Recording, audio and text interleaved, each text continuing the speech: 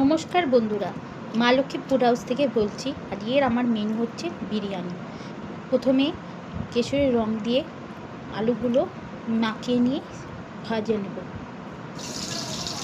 তারপরে আজকে দুধ ছিল না বলে তাই গুঁড়ো দুধ দিয়ে মশলাটা বানাচ্ছি। একটু কেশরের রং দিলাম, মধ্যে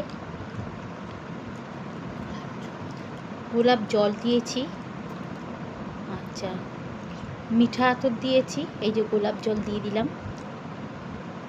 দেখতেই তো পাচ্ছেন, মিঠা আতরও দিলাম।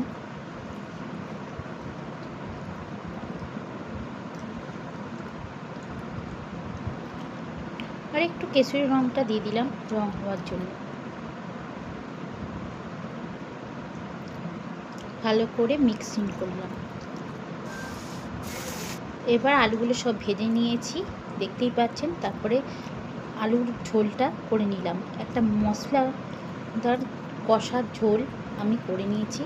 তারপরে ভাতগুলো সেদ্ধ হয়ে যাওয়ার পর এবার মিক্সিং করে বিরিয়ানিটা বসাতে হবে।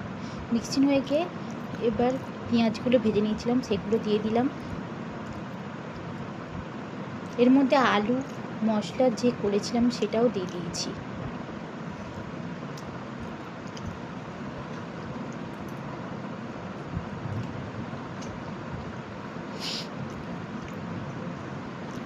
দেখুন সুন্দর করে সাজিয়েছি, খুব সুন্দর হয়ে গেল আমার।